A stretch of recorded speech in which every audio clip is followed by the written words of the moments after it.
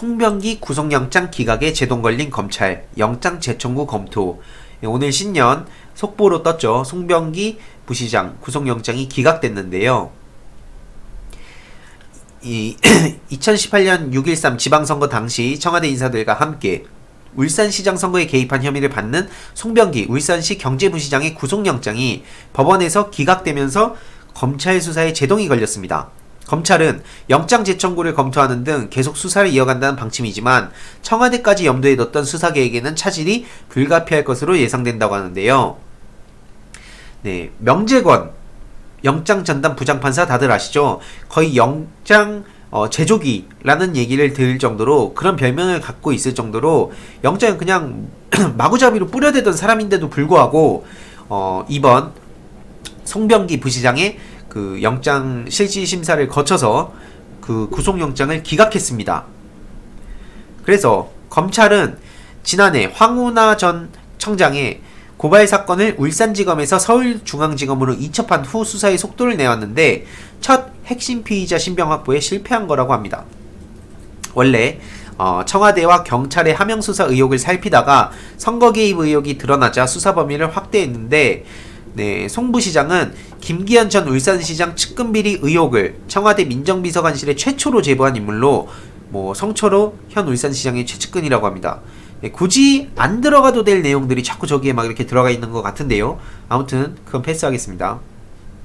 검찰은 송 부시장 신병 확보 여부가 이번 수사의 분수령이라 보고 수사 한 달 만에 구속영장 청구라는 승부수를 던졌지만 법원의 문턱을 넘진 못했습니다. 그래서 검찰은 송 부시장의 제보로 촉발된 경찰의 김 전 시장 주변 수사를 불법 선거 개입으로 판단했고 2018년 지방선거 전까지 청와대가 울산 공공병원 건립계획 등 송 시장의 공약 수립을 도운 정황 역시 공무원의 정치적 중립 의무 위반이라고 의심했다고 합니다.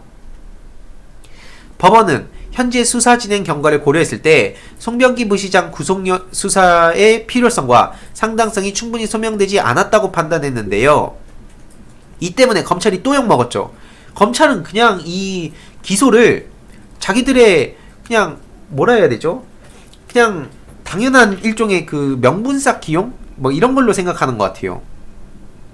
그래서 아무튼 그 검찰은 지방자치단체 공무원들이 소속 관청의 정보를 빼서 공약 수립을 도와주거나 채용 비리로 구속된 사례 등과 송 부시장 사례가 유사하다고 영장실질심사에서 주장한 것으로 알려졌는데요.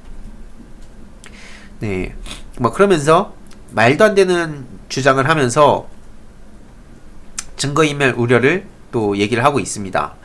그래서 송병기 부시장은 영장실질심사에서 혐의를 부인하고 만약 혐의가 인정돼도 공직선거법 제268조 제1항에 따라 공소시효가 지났다고 주장했습니다.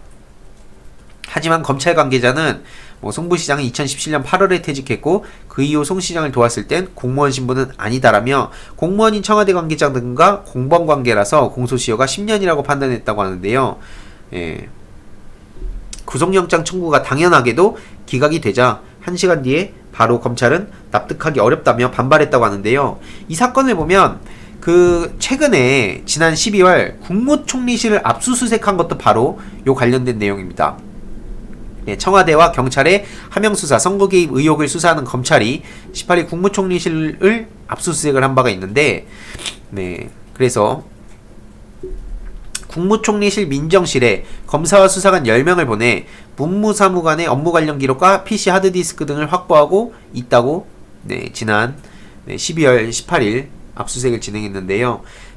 문 사무관이 편집 과정을 거쳐 보고했다고 밝혔지만 검찰은 이 과정을 송 부시장의 최초 제보 문건을 문 사무관이 과공한 것으로 보고 수사를 진행하고 있다고 했습니다. 송병기 수첩 보도, 언론 플레이를 넘어선 검찰의 정치 공작이죠. 이 보시면 중앙일보, 조선일보, 동아일보 내용입니다. 송병기 업무 수첩에 BH회의, 청와대 비서관 이름도 나와. 조선일보 문 대통령이 송철호 출마 요청, 청와대 당내 경선부터 개입. 동아일보 송병기 업무 수첩에 산재 모병원 좌초되면 좋음. 네, 지난 17일 밤 채널A를 시작으로 각 언론이 검찰이 송병기 울산부시장의 업무 수첩을 입수했다는 내용을 일제히 보고했고요. 그런데 수첩에 있는 내용이라고 언급하고 있는 사항들은 매체마다 제각각 다릅니다. 방금 보신 거와 같이요. 그러면서 그 뉴스원이라든지 뭐 이런 그 내용들이 뭐 여러가지 보도를 했는데, 이후 보도들은 출처를 밝히지 않은 채 수첩에 있다는 내용을 앞다투어 보도를 하고 있습니다. 채널A는 송부시장의 수첩에 2017년 10월 12일에는 BH방문, 13일에는 BH방문 결과, 3월 30일 일정란에 BH 회동 등의 내용이 적혀있다고 보도를 했고, 출처는 없이 단독으로 취재했다고만 밝혔습니다. 그 KBS는 송부시장의 수첩에 2017년 10월 무렵 균형발전회의와 정땡땡 비서관이라는 이름, 2018년 3월 BH회의, 이땡땡 등의 이름이 적혀있다고 보도했고요. 이렇게 모두 특별한 출처는 밝히지 않고 취재종합 혹은 법조계를 취재원으로 제시하고 있습니다.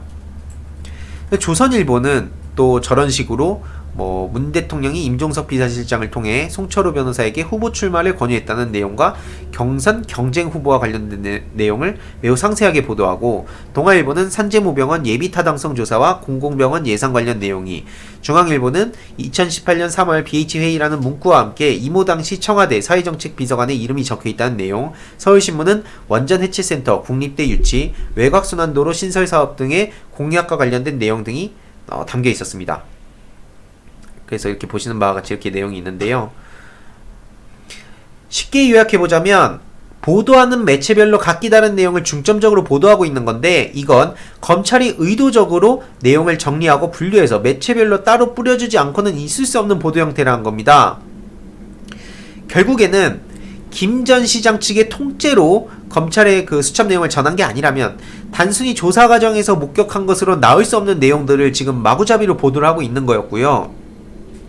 이건 압수물의 내용을 의도적이고 조직적으로 유출한 정황이라고 할 수 있는데, 단순한 피의사실 유출 정도가 아니라 이는 청와대에 타격을 입히기 위한 정치공작이라고도 볼 수 있는 행위인 거죠.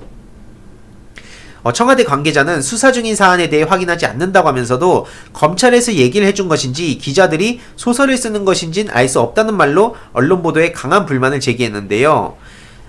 또 다른 관계자는 지금까지 사건과 관련한 브리핑이 있었던 경우는 청와대 내부에서 있었던 일을 조사 차원에서 파악해서 밝힌 것으로, 송부시장 수첩 관련 보도는 청와대에서 해명을 하고 싶어도 할 수 없는 일이라고 말했습니다.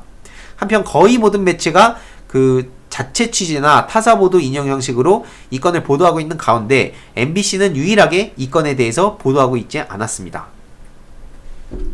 실제로 그 송병기 울산시 경제부시장으로부터 받은 김기현 당시 울산시장의 비위첩보 문건의 제보에 없는 새로운 비위 의혹을 추가해 경찰청에 보냈다는 보도와 관련해선 예전에 그 전혀 사실이 아니라고 하면서, 윤도한 국민소통수석은 이거에 대해서 강하게 목소리를 냈습니다. 청와대는 제보 내용에 새로운 비위 내용을 추가하지 않았다라며, 그럼에도 불구하고 조선일보의 이 같은 허위 보도를 다른 언론들이 베껴서 보도하며 의혹을 확산시키고 있다며, 어제와 오늘도 방송과 신문에서 계속 보도가 이어지고 있다고 지적을 한 바가 있습니다. 그러면서 이미 여러 차례 청와대가 사실이 아니라고 밝혔음에도 이런 터무니없는 보도가 끊이지 않고 있다라며 언론인 여러분께 재차 말씀드린다고 했습니다. 단독이라는 이름의 독이 든 사과를 고민 없이 받지 마시길 요청한다고 말했습니다. 그래서 이 내용도 결국에는 그 요약을 해보자면, 송병기 부시장은 애초에 영장을 칠 단계가 아닌 겁니다. 사건 구조상 송병기 부시장이 무슨 죄가 있습니까? 이거는 청와대 선거 개입이라는 검찰의 주장이 있었고요. 그 다음에 청와대가 선거 개입을 했든 안 했든 송병기 부시장의 법적 판단이 있는데요.